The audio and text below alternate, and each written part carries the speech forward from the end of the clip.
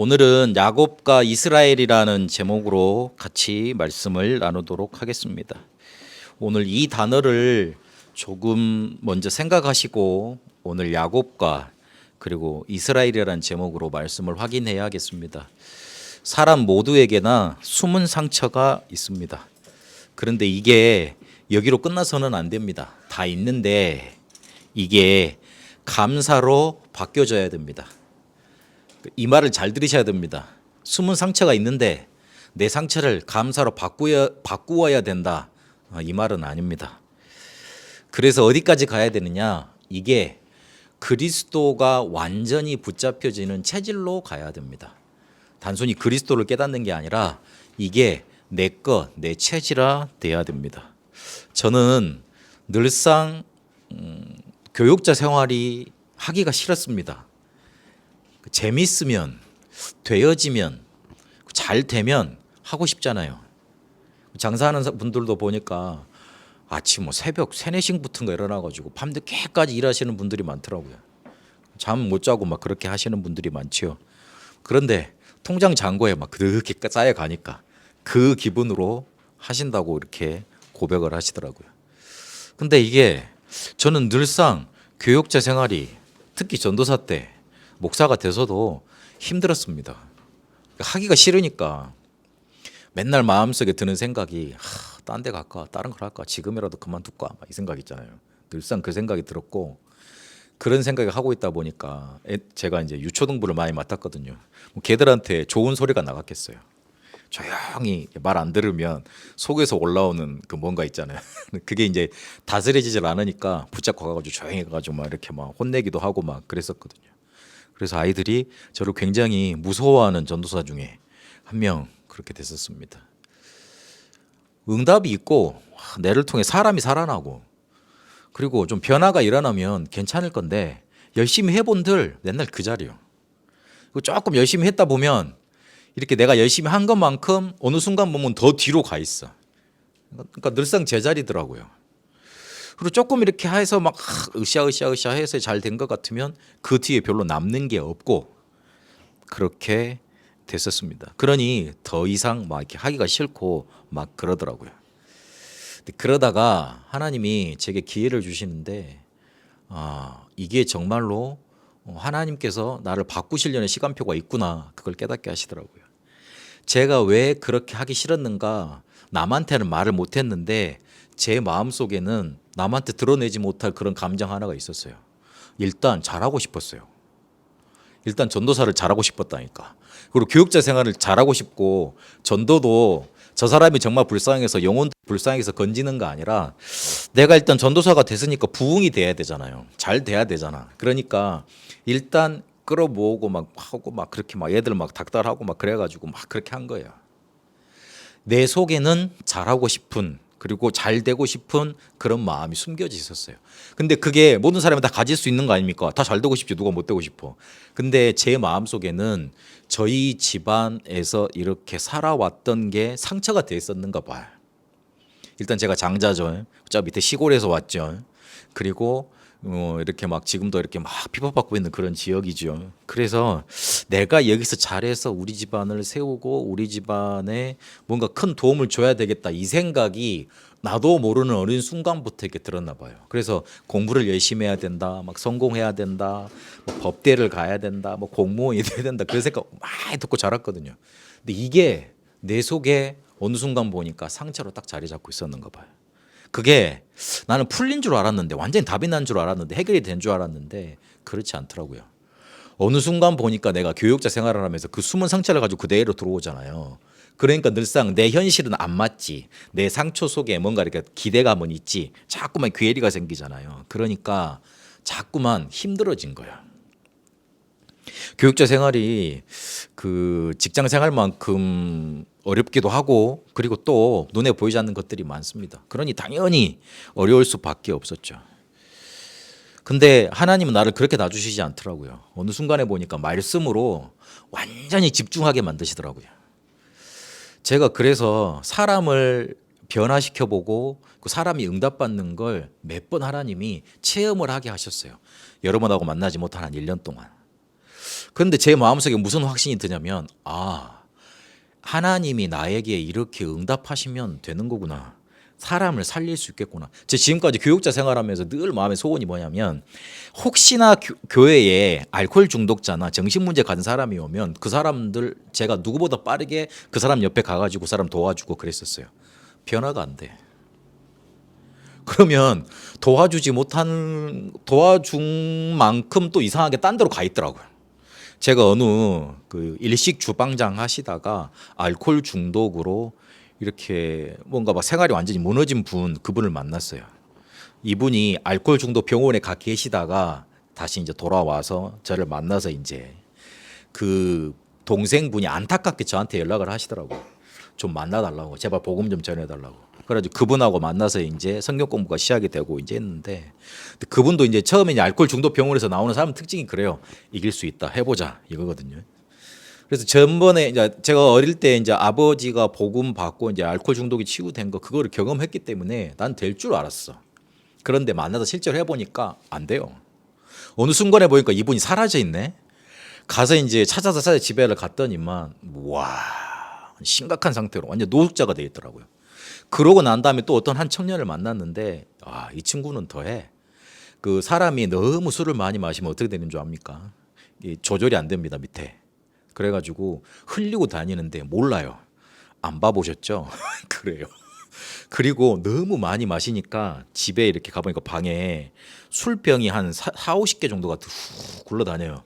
그런데 이게 그냥 술 마실 수 없잖아. 그래서 안주를 시켜서 가서 먹고 있었는데 그게 썩어가지고 곰팡이가 피어 있더라고. 그러면 그거 옆에 놔놓고 술 먹고 또 안주 먹고 그러는 거예요. 그럼 곰팡이 같이 먹는 거잖아요. 완전 인사물성 돼 있어요. 그래가지고 막 실례도 하고 막 그래가지고 그런 막 오줌, 야 이게 장난 아닙니다, 냄새. 근데 나는 그거 고칠 수 있을 줄 알았어요. 안 돼. 예전에 아버지가 변화된 거 봤는데도 안 돼. 왜냐? 내 숨은 상처가 뇌를 어떻게 하면 모두에게 다 있는 그 상처를 가지고 어디로 돌려놓냐면 나를 가장 뭔가 이렇게 원래 상태로 계속 돌려놓더라고요.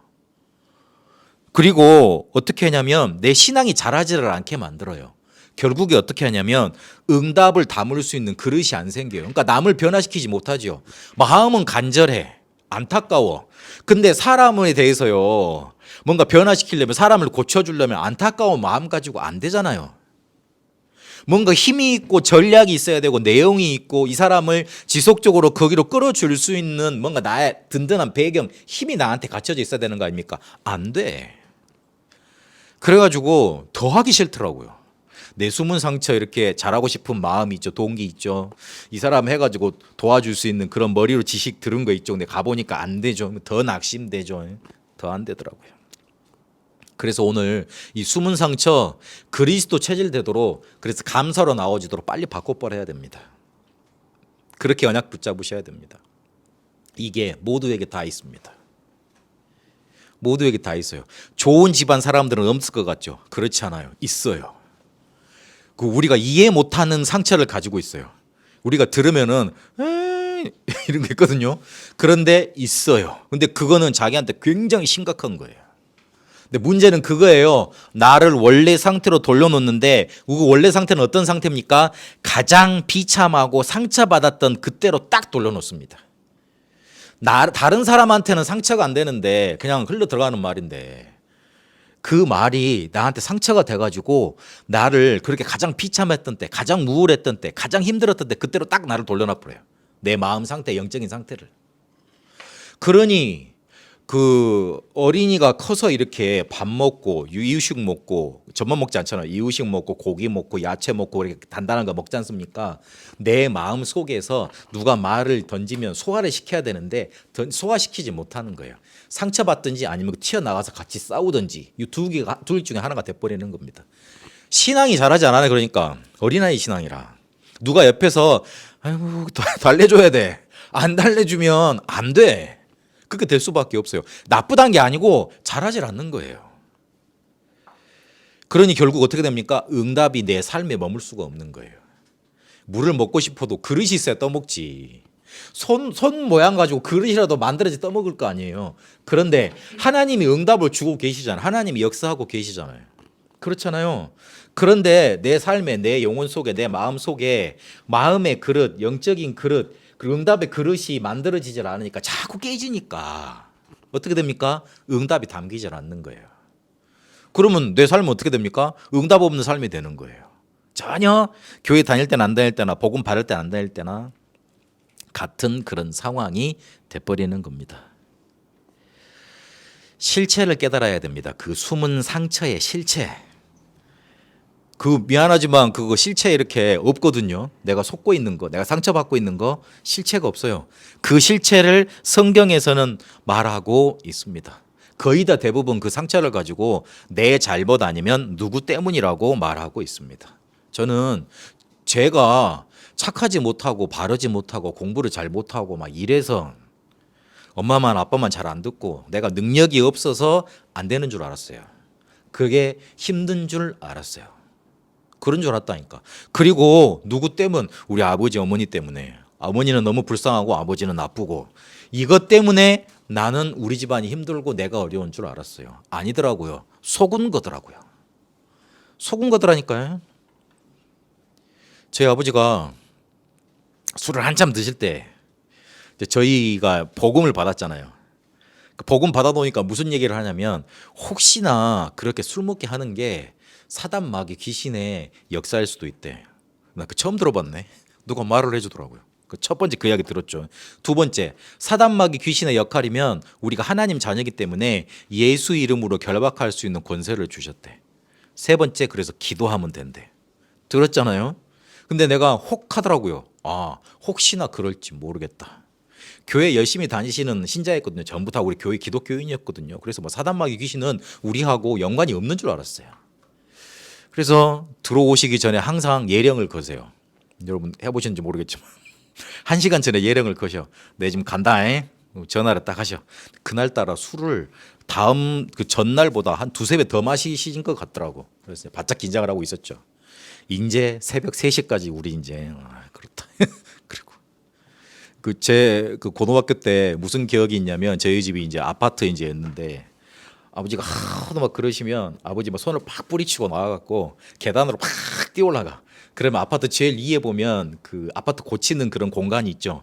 거기에다가 그 보일러 이렇게 스티로폼 감아놓은 거 있잖아요. 그거 깔고 새벽까지 한 새벽 6시 7까지 자고 그 조용해지시면 집에 다시 들어와가지고 교복 입고 집에 학교고 막 그랬었거든요. 목사님 무슨 꿈나라 같은 얘기를 하려고 그랬겠지만 저희 집이 그랬어요. 그러니까 긴장을 하고 있을 수밖에 없지. 그래서 이제 긴장을 다 하고 있는데 오시기 전에 저 할머니, 어머니, 동생 4명이서 손잡고 한 10초간 기도를 했어요. 우리 아버지 속에 술 먹게 하는 게 사단 귀신 마귀 역할이면 예수 그리스도 이름으로 결박받고 떠나갈지어다. 그게 됐어요. 그런데 웬걸? 저희 아버지 들어오셔가지고 아 병규야 미안하다. 오늘 내가 좀 쉬어야 되겠다. 그러면서 바로 방문으로 직행을 하시더라고요. 그러고 난 다음에 바로 주무셨어요. 그날 어떻겠어요? 그날 어떻겠어요? 여러분 별로 충격 안 느끼시지만 저는 그날 너무 울었습니다. 내가 속았더라고. 난 지금까지 어머니는 너무 불쌍하고 아버지는 나쁜 사람이고 그리고 우리 집안이 너무나 재수가 없고 운명에 잡힌 집안이라고 이렇게 살아왔었거든요. 근데 그 단 한 번의 기도로 10초의 기도로 끝나버린 거 아니에요. 내가 거의 17년 18년 동안 우리 아버지 술 좀 안 먹게 해주세요. 나도 좀 행복하게 살게 해주세요. 나도 좀 잠도 좀 잘 자게 해주세요. 그 기도 맨날 했었는데 평생 한 해 사무치게 했었는데 한순간에 10몇 초 기도에 확 끝나버리더라니까. 이야 그 뒤로 완전히 끊으셨냐? 아니에요. 서서히 끊어가시면 뭔가 확 거치면서 끊어버리시더라고요. 내가 그때 깨달았어요. 아 속았구나. 내 잘못도 아니고 우리 부모 탓도 아니고 우리 집안 탓도 아니었구나. 속았구나. 창세기 3장 문제에서 시작이 됐다가 그게 내게도 찾아온 문제구나. 이 사단이란 놈이 나를 죄 속에 끌어다 놓고 불신앙해서 하나님을 떠나게 만들었구나. 이게 내 문제구나. 성경에 아담 하와의 문제가 아니라 내 문제구나. 그게 깨달아졌어요. 속은 거예요. 미안하지만. 엄마 아빠가 잘못해서요. 미안하지만 우리 렘넌트는 속은 거예요. 내가 뭐가 없어서요. 미안하지만 속은 거예요. 누가 나한테 회꼬지를 해가지고요. 미안하지만 속은 거예요. 미안하지만 그거예요. 속았어요. 뭐예요? 창세기 3장 문제에 속은 거예요. 누구 탓을 하지 말라는 말이 아니에요, 지금. 누구 때문이라고 막 자책하라고 그런 말이 아니에요. 창세기 3장 문제가 내게도 찾아와서 내 문제가 됐는데 그것 때문에 내가 속은 거예요, 지금까지. 항상 원망을 다른 사람한테로 아니면 낙심을 나한테로 그렇게 하고 살았던 거예요. 이 문제를 누가 해결하셨습니까? 그리스도가 십자가에서 완전히 해결하셨지 않습니까? 내가 그리스도께로 찾아갈 수 없으니 그리스도가 내게 찾아오신 것 아닙니까? 우리 렘넌트한테 찾아오신 것 아닙니까? 그래서 그리스도가 나에게 절대적으로 필요한 것 아닙니까? 내 숨은 상처가 창세기 3장으로 보이지 않으면 미안하지만 그리스도는 내게 필요 없습니다. 그리스도가 내게 뭐 잘 살게 해달라고 그런 치부책입니까? 아니잖아요. 내 건강 문제 해결해 주시는 그런 보험입니까? 아니잖아요. 이 실체를 깨달아야 뭐가 나오느냐? 감사로가 나오게 되어 있고 감사로 바뀌게 되어 있습니다. 그 숨은 상처 감사해야 돼. 억지로 하는 거는 그거는 내가 꾸며내서 내 마음을 그렇게 바꾸는 거지 않습니까? 그런데 억지로 바꾸는 거는 오래가지 않습니다. 많이 들어보셨잖아요. 숨은 상처가 감사로 바뀌어야 된다. 제가 지금 그 말하고 있는 것 같습니까? 그렇지 않죠. 숨은 상처의 본질은 창세기 3장이에요. 그거 깨달아야지 그리스도가 붙잡혀져야 돼요. 진짜 감사는 어디서 나오죠? 그리스도가 붙잡혀질 때 그렇구나. 내가 속았구나. 내가 그리스도를 붙잡아야 되겠구나. 거기에 붙잡혀질 때 진짜 감사가 거기서 튀어져 나오게 돼 있어요. 하지 말라 해도 나오게 돼 있어요. 생각만 해도 하나님이 내게 그거를 안 주셨으면 어땠을까? 감사 나오게 돼 있어요. 저는 저희 집안 과거의 문제 자연스럽게 말하고 다닙니다. 그 아버지는 조금 이렇게 말하지 말라고 그러시긴 하던데 어쩔 수 없습니다. 제게 주신 시대적 메시지라. 미안하지만 그렇습니다. 그래서 저는 그리스도가 붙잡혀졌습니다. 그 안에서 진짜 감사가 나오는 겁니다. 내가 감사해야지 그래서 감사하는 거는 평생 못 갑니다. 평생 못 가는 거는 내 것 아닙니다. 내 것 아니면 어느 순간에는 또 공격당하고 원래 위치로 가게 돼 있습니다. 그래서 기도를 바꾸세요. 하나님, 내게는 남한테 말 못할 이런 게 있습니다. 그런데 오늘 설교를 듣다 보니 그거 창세기 3장이라네요. 근데 잘 이해가 되지 않습니다, 하나님. 왜 그게 창세기 3장입니까? 왜 나에게 그리스도는 그래서 필요합니까? 기도 제목 바꾸고 정말 하나님이 주시는 언약 붙들으시길 바랍니다.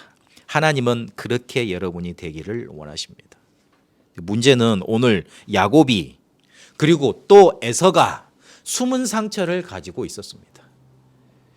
창세기 25장 23절에 보니까 큰 자가 작은 자를 섬기리라 그렇게 하나님이 뱃속에 있을 때부터 야곱과 에서가 싸울 때 언약을 줘 놓으셨어요. 그런데 그거를 들었을 것 아니에요, 애들이. 그래서 자라면서 보니까 야곱은 형보다 똑똑한 것 같거든. 일도 잘하고 스마트한 것 같거든요.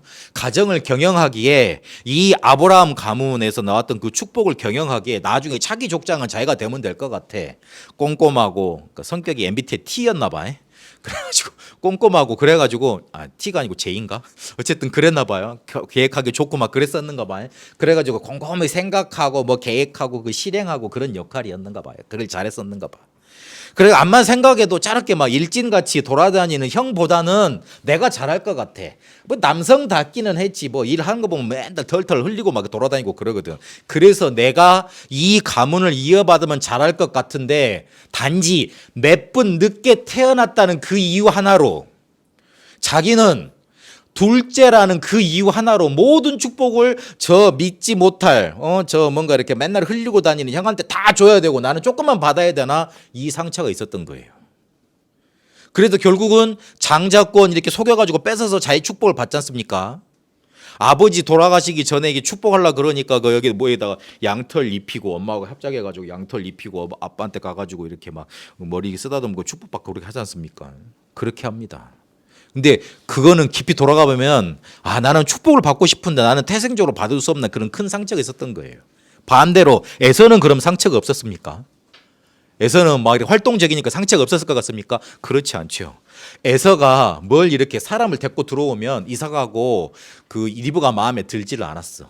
겉에서는 좋은 사람들이라 그래 우리 며느리 왔구나 이러지만 별로 에서가 데려온 며느리들은 가나안에서 데려온 며느리들이라 마음에 맞지가 않았어요.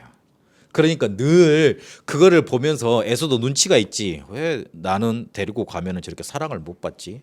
그리고 그 아버지 사랑보다는 그 어머니 사랑이 더 고프잖아요 어릴 때. 그런데 항상 보니까 에서는 자기 동생한테 어머니 사랑을 빼앗겨. 그러니까 그 상처가 없었겠어요. 야, 내 어머니 사랑도 뺏어가고 내 장자권도 뺏어가고 축복도 뺏어가고. 그래서 이삭이 축복할 때 장자권을 가지고 이삭의 모든 축복을 뺏어간 그 상황을 보고 에서가 펑펑 울지 않습니까? 그리고 막 분을 막 내지 않습니까? 저놈 자식 내가 죽여버려야 되겠다고. 그러니까 그 상처였어요. 그런데 창세기 33장에 보니까 오늘 32장만 읽었는데 33장에 보니까 무슨 일이 나옵니까? 야곱과 에서가 20년 만에 만났는데 둘이 껴안고 울고 상처가 화해되고 그런 장면이 연출이 됩니다. 숨은 상처가 끝났어요. 그런 응답을 오늘 허락해 주십니다. 그리스도가 붙잡히면 됩니다. 그리스도가 붙잡히면 돼요. 그러면 나도 모르게 어느 순간에 보면 내 상처가 발판돼 있어요. 디딤돌 돼 있어요. 내가 그것 때문에 망하지 않아요. 내가 그것 때문에 죽지 않아요. 딱 그렇게 돼 있어요. 하나님은 오늘 그렇게 만드시는 거예요. 20년 동안 야곱은 숨은 상처 그거 해결되지 않았기 때문에 뭘 했습니까? 불신자처럼 사는 시간이 많았습니다. 앞에서 말씀드렸듯이 하나님이 약속을 주셨잖아요. 큰 자가 작은 자를 섬기리라고. 그러니까 야곱을 에서가 섬기겠다고 그렇게 말씀을 해주신 거거든요. 그런데 암만 기다려도 그 응답이 성취될 기미가 안 보이네. 그 언약이 성취될 기미가 안 보여요. 그러니까 어떻게 합니까? 34절에 형이 힘들게 돌아오니까 그 힘든 틈을 타가지고 팥죽을 써가지고 그 팥죽 하나의 장자권을 빼앗아 오지 않습니까? 머리를 쓴 거예요. 비상하죠. 어떻게 하면 그 기회를 잘 보고 있었을까? 뭔가 이렇게 그 당시에 팥죽을 써서 이렇게 장자권을 뺏었다 이 말은 늘 기회를 엿보고 있었다는 뜻이잖아요. 그게 생각이 안 듭니까? 늘 기회를 엿보고 있다가 아차 이제 됐구나. 요때 뺏으면은 정확히 뺏을 수 있겠구나 해서 빼서 온 거예요. 그러니까 늘 머리가 그리 돌아갔던 거지. 불신자처럼 인본주의 쓰면서 머리는 잘 돌아가지만 그렇게 살았던 겁니다. 그러다가 큰 죽음의 위기를 만나지 않습니까? 자기는 그래서 이제 하나님의 축복을 받을 수 있겠다 안심하고 있었지만 그렇지 않죠. 에서가 가만히 놔둡니까? 죽이려고 담배 드니까 도망을 가게 됩니다. 그 리브가 엄마가 라반 삼촌 집에 가라고 이렇게 기름 한 병 주고 도망가라고 그럽니다. 그러면 그 도망갈 때 그냥 룰루랄라 스푼 가면서 그리 갔겠어요? 형이 성격이 어떤 건지 안돼. 막 폭발하고 막 직전인데 전력 질주를 했겠죠. 전력 질주를 하다가 너무 힘드니까 그냥 꼬꾸라져 버린 거예요. 그런데 거기에서 꿈꾸다가 뭘 본 겁니까? 저 하늘 위에 하나님이 계시는데 사닥다리가 쫙 에스칼레 같은 게 쫙 나지더니만 거기로 쭉 천사들이 왔다 갔다 해. 근데 그 자리가 어느 자리냐? 내가 지금 쓰러져 있는 그 자리라. 무슨 말이죠? 항상 하나님은 늘 먼 곳에 계신 분이었어요. 나를 도와주지 않는다고 생각을 했어. 그런데 내가 지금 쫓겨가는 이 순간에 하나님은 나를 버렸다고 생각을 했어. 그러니까 쫓겨가지. 안 그랬겠어요? 그런데 그 자리를 보니까 하나님이 지키시는 자리고 하나님이 나를 천사를 보내서 나를 도와주는 그 자리인 거예요. 하나님을 만나 뵌 자리가 된 거예요. 아, 하나님이 지금 이 자리에 나와 함께 하시는구나. 그게 팍 영적인 눈이 트여버린 거예요. 구원의 축복을 누리는 단계로 들어갑니다. 그래서 어떻게 됩니까? 세계복음만 했습니까? 그렇지 않아요. 창세기 29장 31절에 보니까 연애 열심히 했어요. 세계복음만 했다고 그러면 좋은데 연애를 열심히 했어. 전문적으로 했어. 그래가지고 뭘 합니까? 가족을 이뤘어요. 그리고 어떻게 합니까? 아이들 낳습니다. 그 다음에 어떻게 합니까? 그 재산 불려야지. 집 사야지. 그래야죠. 재산 불리고. 그렇게 시간을 보냈다라 성경은 기록하고 있습니다.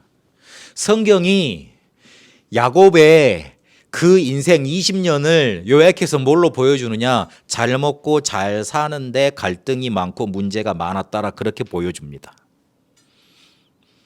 구원받고 우리가 끝나면 안 됩니다. 그 뒤에 뭔가가 또 있습니다. 우리 집사님 기도하셨던 것처럼 목적, 목표가 있습니다. 그걸 놓치면 그냥 일반 사람 사는 거하고 똑같아. 그냥 야곱이 전문적으로 연애하고 가족 이루고 그냥 자산 이루고 그냥 우리 사는 거하고 비슷하잖아요. 그렇게 살았던 거예요. 나쁜 게 아니고요. 그렇게 살아갈 수밖에 없어요. 그런데 그걸로 끝나지 않았습니다. 야곱은 나중에 가서야 세계 복음화를 확신하는 단계로 하나님이 인도받게 하십니다. 창세기 37장 11절에 보니까 요셉이 꿈 얘기를 하잖아요. 11별과 그리고 해와 달 별이 자기한테 잘한다. 그 이야기를 하잖아요. 세계 복음화의 꿈이라는 걸 알고 그 꿈을 마음에 담습니다. 얼마나 기뻤겠어요. 우리 가문이 창세기 3장 15절을 붙잡고 대대로 전달할 집안인데, 야, 우리 아들들 보니까 한 놈도 그런 놈이 안 나오더니만, 야, 저 요셉, 제가 그거를 기억했구나, 제가 그걸 깨달았구나, 얼마나 기뻤겠어요. 아, 드디어 하나님이 우리를 언약의 가문으로 이제 내 후대에도 축복하시겠구나, 이게 딱 깨달아진 거죠. 그래서 47장 7절에 10절까지 보니까 이 내용이 무슨 내용이죠? 야곱이 그 애굽으로 내려가서 이제 요셉이 살아 있었잖아요. 초청을 하잖아요. 그러면 야곱 족속이 다 내려갑니다. 70몇 명이 내려가잖아요. 내려가서 바로를 아련하는 장면, 바로를 만나는 장면이 나옵니다. 바로를 만나자마자 뭐 했게요? 인사를 해야 되잖아요. 그렇죠. 근데 인사를 한 게 아니고 야곱이 가가지고 바로 바로의 머리에 손을 대고 안수기도를 합니다. 축복을 합니다. 상상을 해보세요. 제가 저기 미국의 바이든 대통령 만나가지고 거기에 바로 만나자. 땡큐 하와이유. 그러고 그렇게 인사를 해야 되잖아. 근데 바로 손 얹고 인사 딱 안수를 한 거예요. 바로가 얼마나 놀랬는지, 야, 네 나이가 몇 살이냐 이렇게 물어봐요. 그래서 130살이다. 내가 내 열조보다 험악한 세월을 살아왔습니다. 그렇게 답을 합니다. 뭔 확신이 있었던 거죠? 아브라함과 이삭과 야곱에게 뭐라고 하나님이 공통적으로 축복을 하셨냐면, 내가 너를 축복해서 네 후손을 바다의 모래알같이 할 거다. 그리고 네 씨로 말미암아 대적의 문을 얻고, 또 네로 말미암아, 네 씨로 말미암아 모든 민족이 복을 얻게 할 거다. 그걸 확신한 거예요. 세계 복음화를 확신한 거예요. 그러니까 그 확신이 요 안수하는 그 태도로, 그 기도로 나타나는 겁니다. 행동이 그렇게 나타난 거예요. 확신했다는 거예요. 야, 이 바로 강대국의 왕이지. 아니야, 너는 나를 통해서 복을 받아야지만 살 수 있어. 딱 축복을 한 거예요. 세계 복음화까지 확신하게 된 겁니다. 여러분, 불신자 수준 넘어서서 구원의 축복 누리고 이것도 감사한데, 그거를 넘어서서 목적을 딱 어디로 붙잡으시냐? 세계복음화로 붙잡으세요. 우리의 목적 하나, 우리의 미래 하나는 또 그거 하나밖에 없어요. 누가 나한테 미래를 알려들고 우리의 끝을 알려달라 그러더라고요. 세계복음화라 그랬어요. 왜? 하나님이 그것 때문에 우리를 부르셨으니까. 그런 단계로 하나님은 이끌어 가십니다. 차근차근 하나님이 그렇게 야곱 인생을 축복해 가셨습니다. 그런데 오늘 약복강에서 일어난 일을 오늘 봤습니다. 32장 1절에 보니까 하나님의 사자들을 만났다 그랬습니다. 이제 다시 이제 에서형을 만나러 가는데 천사들, 하나님의 사자들, 군대를 만난 거예요. 그걸 보고 마하나임 그러죠. 우리가 그냥 가는 것 같지만 우리가 가는 곳에 미리 하나님의 군대, 사자들, 천사들을 파송해서 응답해 주십니다. 입학하는 친구들이 있어요. 학교 가는 또 새롭게 시작하는 친구들도 있어요. 확신하세요. 하나님이 내 앞서 그곳에 천사들을 파송해 놓으셨다. 확신하고 가세요. 그 영적인 거 확신하고 가야 됩니다. 실제로 일어나는 일이니까. 7절에서 8절까지 보니까, 그런데 6절에서 3절부터 6절까지 무슨 일이 일어나냐면, 이제 형을 보려고 자기가 먼저 찾아간 게 아니고 그의 종들, 사자들을 먼저 보냅니다. 그러니까 무슨 일이 일어나죠? 에서가 반갑게 나오는 게 아니고 자기 집에서 길러온 400명과 함께 나옵니다. 무슨 말이죠? 너 죽이겠다, 이제 원수 갚겠다 이거잖아요. 그래서 야곱의 마음에 이제 죽었다 생각이 든 거예요. 그러니까 7절 8절 어떻게 됩니까? 본능적으로 대책을 세워요. 야, 때를 나누자. 한꺼번에 있으면, 한꺼번에 몰려있으면 다 싸그리 몰살이니까 네 때로 나누자. 그래가지고 요게 한 때가 공격을 당하면 다른 때는 도망을 가자. 이렇게 전략을 세운 거예요. 본능적으로 머리가 나오지 않습니까? 그런데 그거는 근본적인 대책이 안 되잖아요. 머리일 뿐, 쓴 것일 뿐 대책이지. 진짜 근본적인 대책은 9절부터 시작이 됩니다. 그런데 그러고 난 다음에 바로 뭘로 가죠? 언약을 기억합니다. 머리는 썼지만 언약을 기억한 거예요. 그래서 그 언약을 붙잡고 하나님께 기도를 시작합니다. 그러면서 13절부터 23절까지 보니까 예물을 준비하고 때를 나누고 사람들을 먼저 앞서 보냅니다. 자기는 뒤에 홀로 남아서, 하나님의 사자입니까 천사입니까? 그 사람과 함께 남아서 싸웁니다. 이 사람한테 확신이 필요했어요. 하나님의 응답이 필요했어요. 내가 분명히 이대로 가면 죽을 줄 몰라. 분명히 죽을 거야. 그런데 그냥 이렇게 갈 수는 없어. 하나님이 나한테 뭔가 확신을 주시고 응답을 주셔야 돼. 하나님이 가서 먼저 역사하시고 하나님의 군대를 내게 보내셨던 것처럼 에서 형에게도 하나님의 군대를 보내시고 하나님의 역사하시고 그를 숨은 상처로 사로잡고 있는 흑암 세력을 결박시키고 그거를 떠나 보내셔야지 내가 갈 수 있어. 밤새 씨름하면서 기도했던 거예요. 그 확신이 가득 찰 만큼. 그래서 그거를 딱 확신으로 붙잡고 에서를 만나러 가지 않습니까? 결과가 어떻게 됐습니까? 에서한테 거쳤던 야곱한테 거쳤던 그 흑암의 세력들이 확 떠나가고 서로 화해하는 장면이 나오지 않습니까? 우리가 머리를 써서 막 해결하려고 그러지만 근본적인 해결책은 되지 않습니다. 하나님이 역사하셔서 뭔가를 딱 커튼을 걷듯이 확 펼쳐주셔야 돼. 막 걷어버려야 돼. 운명을 바꿔주셔야 돼. 그런 역사가 일어나야 돼. 그때까지 간절히 기도해야 되는 거예요. 언약 붙잡고. 약복강에서 그런 일이 일어났습니다. 그래서 무슨 응답을 받습니까? 이스라엘이라는 응답을 받습니다. 그래서 하나님은 큰 축복을 내리시는데 우리 전도자는 이렇게 말씀하셨어요. 요셉이다. 그렇게 말씀을 하셨습니다.